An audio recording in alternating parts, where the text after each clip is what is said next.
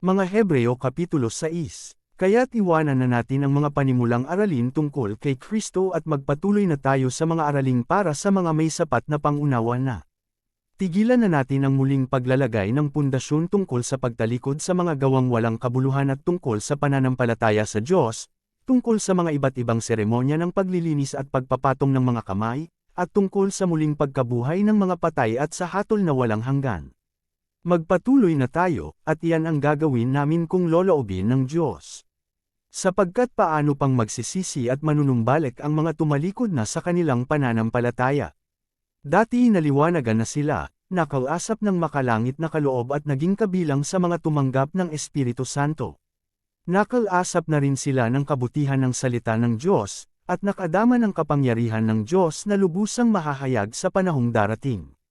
Kapag sila'y tumalikod pagkatapos malasap ang lahat, hindi na sila maaari pang maakay sa pagsisisi at mapanumbalik sapagkat muli nilang ipinapako sa krus at inilalantad sa kahihiyan ng anak ng Diyos.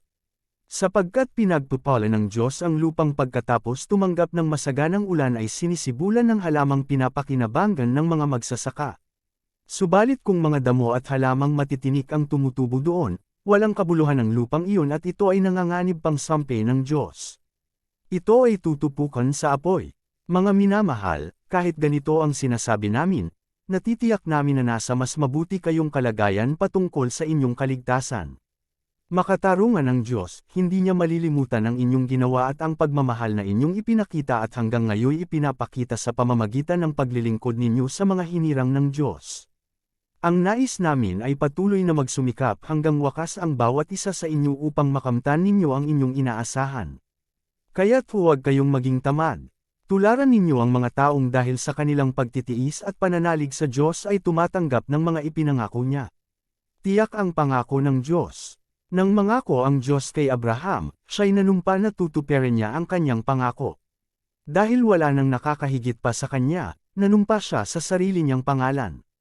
Sinabi niya, ipinapangako ko na lubos kitang pagpapalain at ang lahing magmumula sa iyo ay aking pararamihin.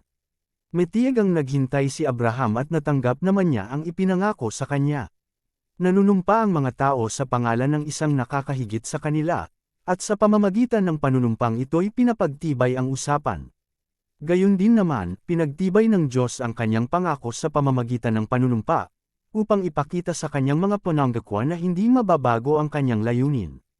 Hindi nagbabago at hindi man lang nagsisinungaling ang Diyos tungkol sa dalawang bagay na ito, ang kanyang pangako at sumpa. Kaya't tayong nakatagpo ng kanyang kalinga ay panatag ang loob na umaasa sa mga pangako niya. Ang pag-asang ito ang siyang matibay at matatag na angkla ng ating buhay, at ito'y umaabot hanggang sa kabila ng tabing ng templo, hanggang sa dakong kabanal-banalan.